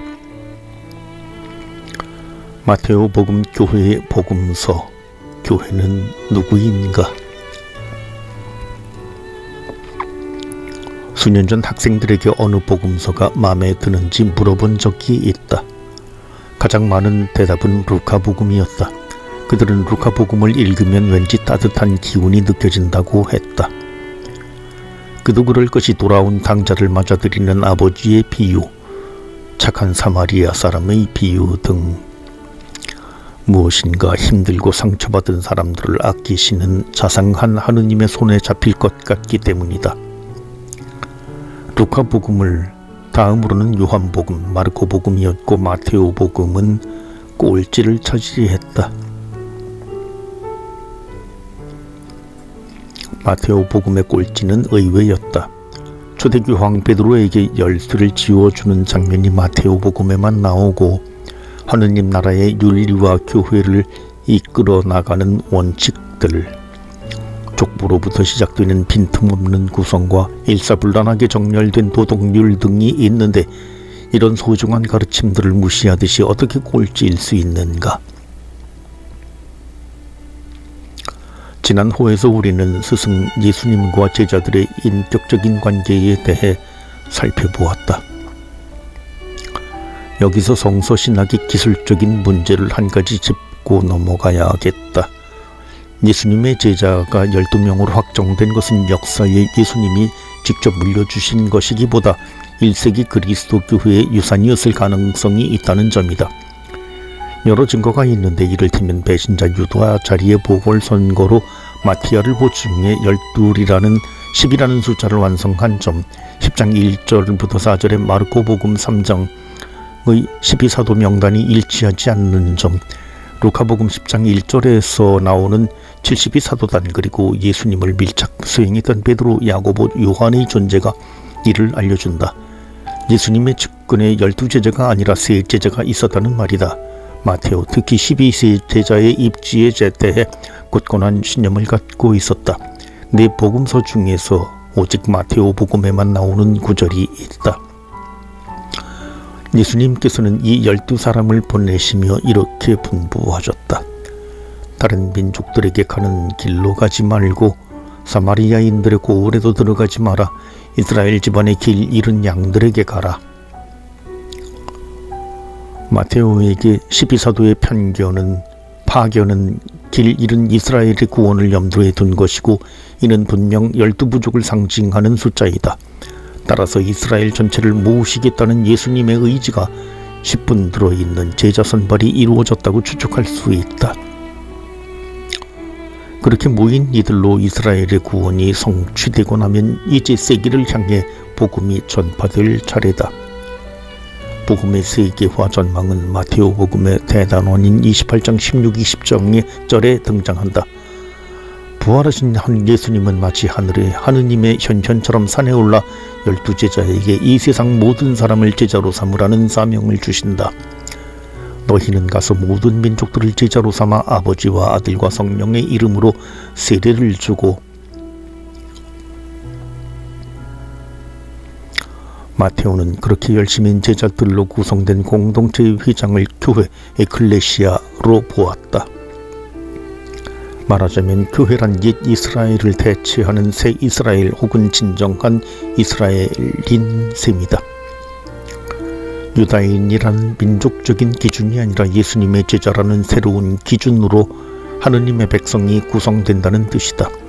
그렇다면 제자들의 모임인 교회는 어떤 모습을 지녀야 할까? 마테오는 18장에 교회 설교를 실어놓았다. 예수님의 말씀에서 교회를 이끌어 나가는데 지침이 될 만한 가르침들을 취사 선택하여 집중적으로 실어놓은 것이다.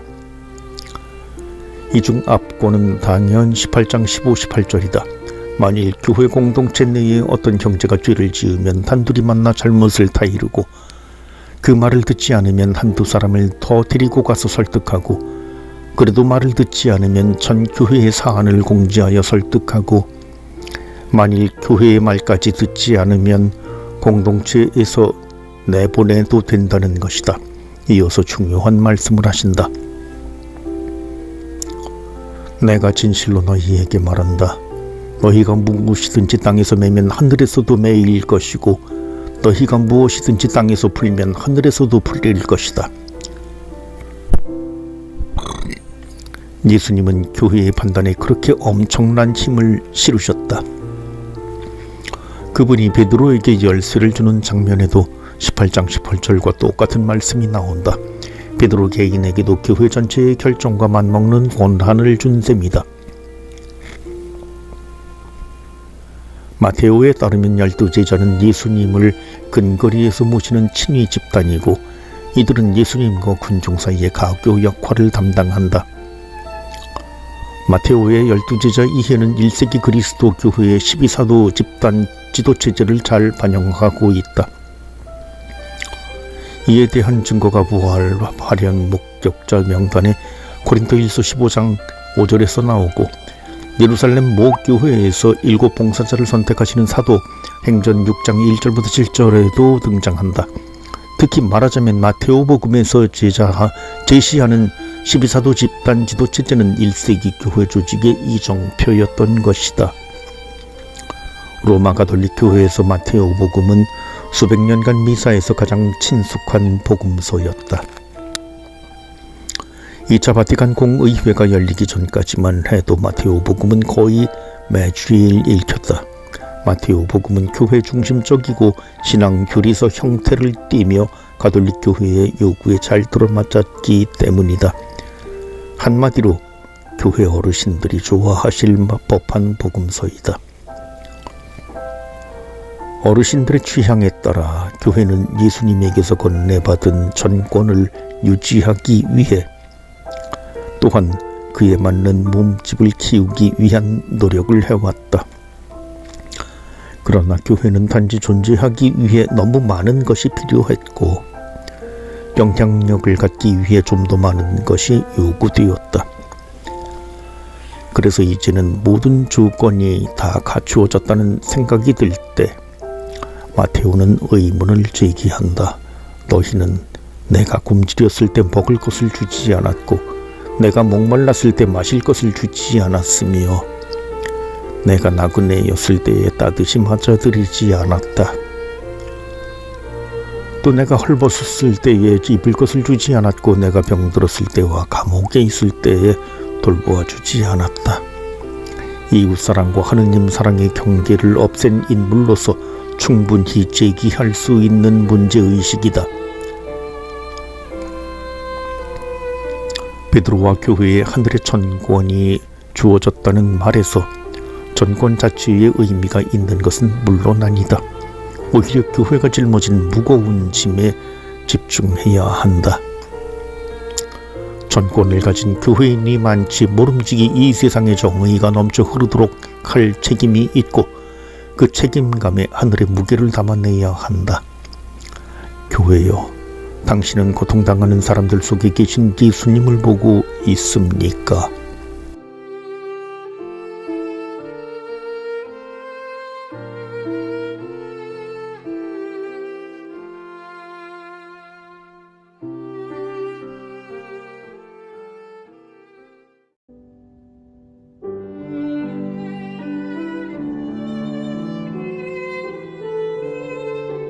말씀과 함께 걷는다. 마테오 복음서 11번째. 예수님은 언제 오십니까? 마테오의 종말 이해. 정복자 로마의 압제 의인 죄인의 구별이 분명했던 억압적인 유다 사회, 이방 땅에 몸부쳐 살던 디아포라 유다인 저지도 모자라 제도권 유대교에서 제거당한 예수님을 따르던 사람들이었으니 충분히 짐작할 수 있는 일이다. 어서 예수님이 다시 오시어 이 세상을 평정해야 우리가 마음을 놓고 살 텐데 도대체 예수님이 오실 기미조차 보이지 않으니 그런 까닭에 1세기 교회에서는 다음과 같은 말들이 자주 오갔다. 그런 일이 언제 일어나겠습니까? 또 그런 모든 일이 이루어지려고 할 때 어떤 표징이 나타나겠습니까? 주님, 지금이 주님께서 이스라엘에 다시 나라를 일으키실 때입니까?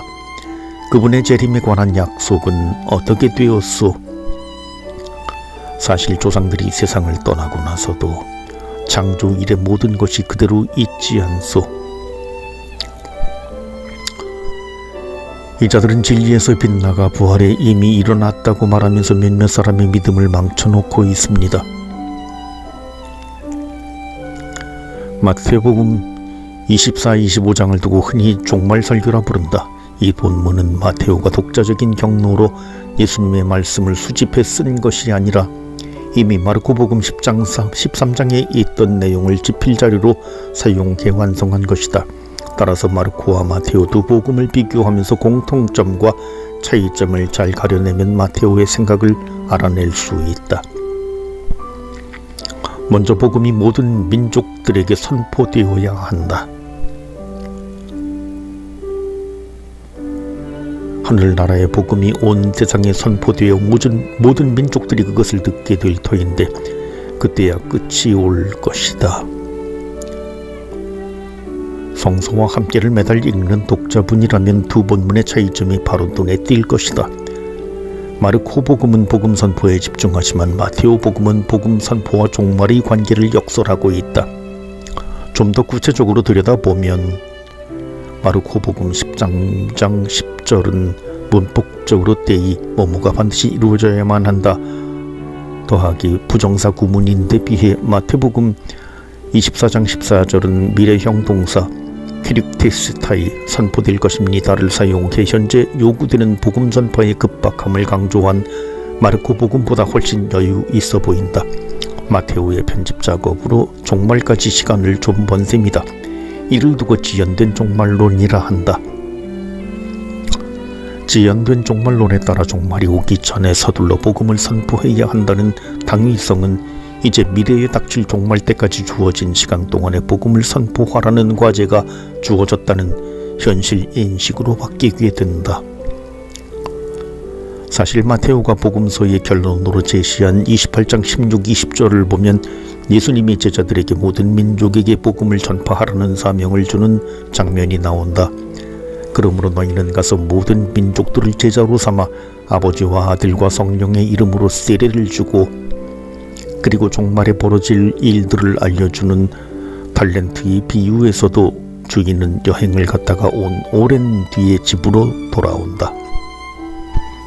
즉 현재란 철저히 종말에만 기대어 옴짝달싹 못하는 시간이 아니라 복음을 전파하여 모든 민족을 제자로 삼게 하는 따라서 충분히 존중받아야 할 시간이다. 마테오는 마르코 복음에서 종말이 곧 올 터니 서둘러 준비하라는 다급한 목소리를 들었다. 하지만 그에게는 아직 모든 이방인에게 복음이 전파되지 않았다는 현실 인식도 있었다. 복음을 전달받지 못한 민족에겐 사실 억울한 노릇이긴 하다. 도대체 복음이 무엇인지도 모르는 상태에서 종말을 맞을 순 없는 일 아닌가. 따라서 땅끝까지 복음을 전파해야 하고 그 사명이 교회에 주어졌다는 사고에 이른 것이다.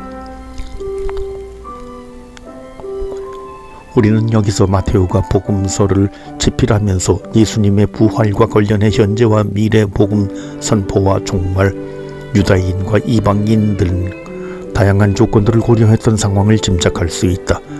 하지만 처음 복음을 전해받았던 1세기 그리스도인들이 무엇보다 궁금했던 것은 예수님은 누구인가였을 테고 더욱 궁금했던 것은 예수님을 믿는 자신들의 운명은 어찌 될 것인가였다. 사람이라면 당연히 갖게 되는 의문이다. 사도들이 자꾸 예수님을 믿으라고 독촉하는데 믿으면 무슨 좋은 수가 생길까? 마테오는 부활하신 예수님의 종말의 날에 심판하시는 주님으로 다시 오시리라는 사실을 확신했다. 예수 재림이라는 신앙 유산을 물려받았기에 가능한 일이었다. 그날이 오면 손에 키를 드시고 당신의 타작마당을 깨끗이 하시어 알곡은 곳간에 모아들이시고 쭉정이는 꺼지지 않는 불에 태워버리실 것이라는 우리에게 말씀하시리라. 내 아버지께 복을 받은 사람 이들아 와서 세상 창조 때부터 너희를 위하여 준비된 나라를 차지하여라. 그런데 곧 오겠다며 승천하신 예수님은 감감무소식이고 시간은 점점 흐르고 있었다. 마테오가 복음서를 완성할 때를 대략 기원전 8, 90년으로 본다면 예수님이 부활 승천하셨던 30년경과 무려 5, 60년의 차이가 나는 셈이다. 예수님을 직접 모셨던 제자들은 이미 유명을 달리했고 이 세대마저 나이가 들어 혼란의 조짐이 교회 내에 보이고 있었다. 마테오는 공동체가 괴멸할지 모를 위기 상황에서 대안을 제시했다. 마테오의 목소리를 재현해보자. 우리를 박해하는 유다인들과 부활신앙의 무의미함을 강조하는 헬라인들은 결코 이해하지 못할 것입니다.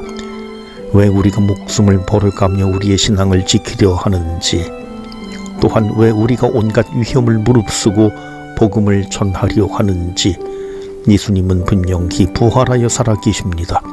그리고 종말의 날에 반드시 다시 오십니다. 이것이 시대의 정신이며 시대가 요구하는 신앙이며 이것이 시대가 추구해야 할 생생한 미래입니다. 그들의 판단은 틀렸습니다. 우리 모두 예수님의 말씀에 의지하여 마지막 힘을 냅시다. 가서 하늘 나라가 가까이 왔다 하고 선포하시오. 예수님이 세상 끝날까지 언제나 우리와 함께 계십니다.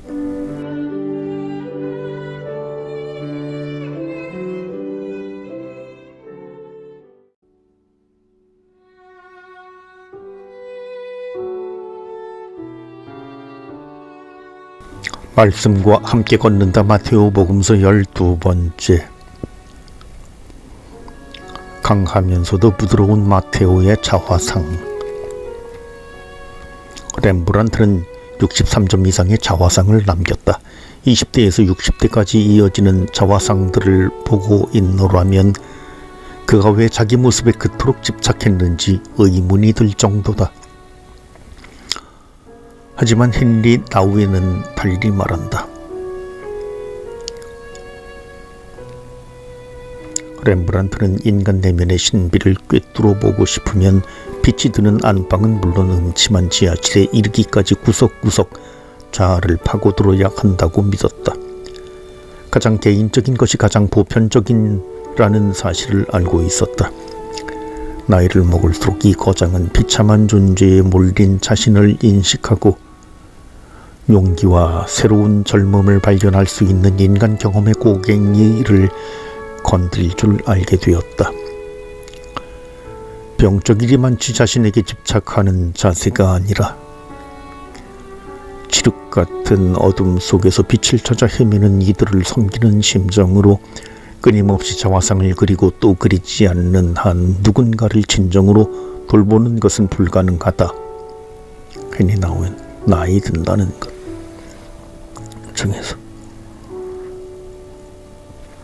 나이 들수록 걱정이 많아지고 쉽게 노염을 타며 외로움을 많이 느낀다. 점점 다가오는 죽음이 두려워지는 것도 사실이다.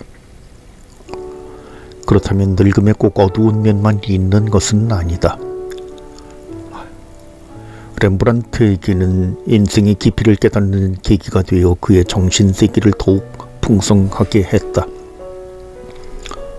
칠흑 같은 어둠 속에서 빛을 찾아 헤매는 이들을 섬기는 심정으로 자신을 성찰할 수 있었다.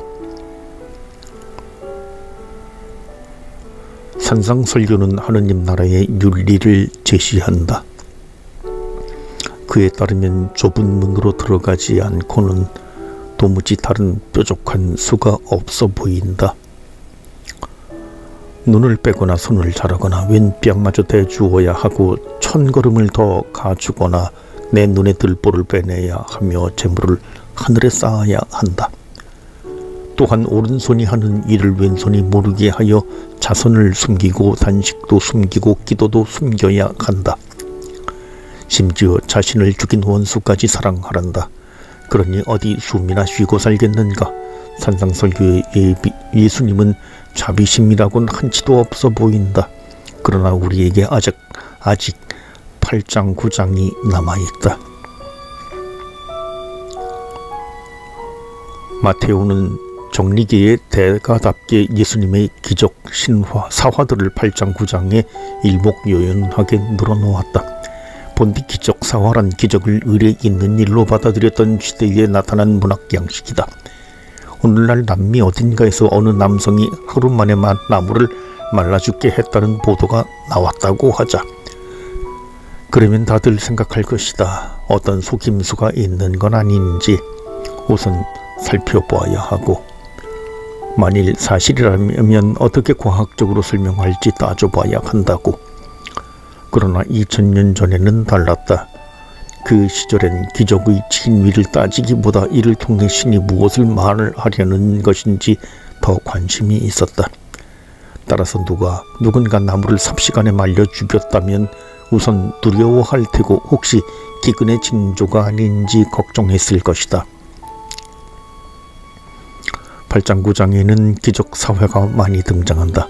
나병 환자, 백인 대장의 종, 중풍병 병자, 하혈병을 앓던 여자, 말 못하는 이 눈머니를 고친 치유 기적사와 풍랑을 잠잠케 한 자연 기적사와 귀신 들린 사람을 고친 구마 기적사와 죽은 사람을 살린 소생 기적사화 등 이렇게 많은 기적 이야기를 한 곳에 정렬하려면 당연히 원칙이 필요했을 것이다. 기적 사화를 많이 모아 단순히 나열만 한다면 무슨 의미가 있겠는가? 마테오는 이를 기적 모음집 수북에 2개의 요약문으로 실어 놓았다. 첫째 요약문에서는 예수님이 많은 일을 고쳐준 일을, 둘째 요약문에서는 예수님이 온 유다를 두루다니며 복음을 선포하고 병자를 고쳐주었다는 사실을 정리했다.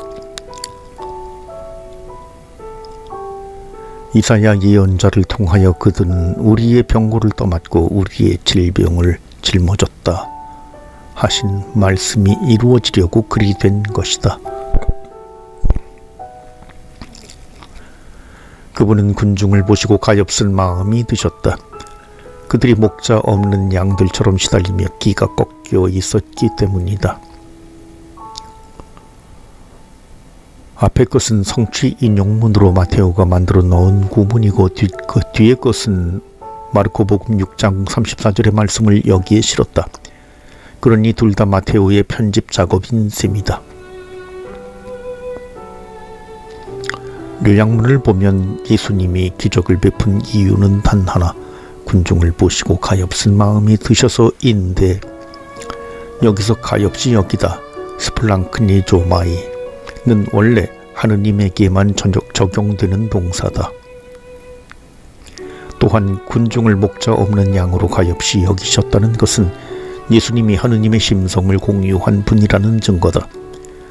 예수님이 행한 모든 기적은 우리의 병고를 떠맡고 우리의 질병을 짊어지신 그분께서 우리를 목자 없는 양떼처럼 불쌍히 여기신 까닭이다. 마테오의 편집 작업으로 사람을 향한 예수님의 사랑이 유감없이 드러난다. 하느님 나라의 윤리를 담은 산상설교의 결론은 황금률이다. 그러므로 남이 너희에게 해주기를 바라는 그대로 너희도 남에게 해주어라. 이것이 율법과 예언서의 정신이다. 그러므로 우리는 이기심을 떨쳐내고 오직 예수님의 명령대로 따라야 한다. 5장 6장의 실천 강령들은 그 준엄함이 추상 같다. 그러나 바로 이어지는 8장 9장의 기적 모음집에서는 인간의 나약함을 아시고 부드럽게 감싸주시는 예수님의 따뜻한 기운이 느껴진다.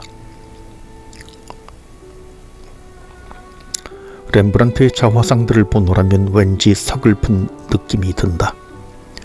젊은 날에 잘생기고 백이 넘치던 모습이 슬금슬금 사라지더니 막판에는 거울 앞에서 장난스럽게 웃고 있는 초라한 늙은이만 보일 뿐이다. 노년의 렘브란트는 자신의 자화상들을 보면서 어떤 생각을 했을까? 나 외에는 렘브란트가 단순히 표현법을 연마하는 모델로서가 아니라 가장 내밀한 인성을 통해 영적인 것을 탐색하는 수단으로 자신을 그렸다고 한다. 복음서 작가 마테오도 평생을 그리스도인으로 살면서 분명 자신의 신앙을 꾸준히 성찰했을 것이다. 그리고 인생 말년의 공동체로부터 부탁을 받았다. 예수님 이야기를 깔끔하게 정리하실 분은 교회 내에 선생님밖에 없습니다. 복음 지필은 마테오에게 일생일대의 도전이었다. 그는 엄격하면서도 자비로운, 강하면서도 부드러운, 비둘기처럼 순하지만 뱀처럼 약은 예수님을 끓이고 싶었으며 평생 다져온 자신의 신앙을 복음서에 투영하길 원했다. 1세기 교회에서 불꽃 튀게 부딪히는 극단의 입장들을 통합하는 중도의 길을 걸어가려 했던 것이다. 정의와 사랑을 하나로 합쳐야 교회가 산다. 여기 중도의 인물 마테오의 자화상을 잘 보여주는 구절이 있다. 그러므로 하늘나라의 제자가 된 모든 율법학자는 자기 곳간에서 새 것을 꺼내고 옛 것도 꺼내는 집주인과 같다.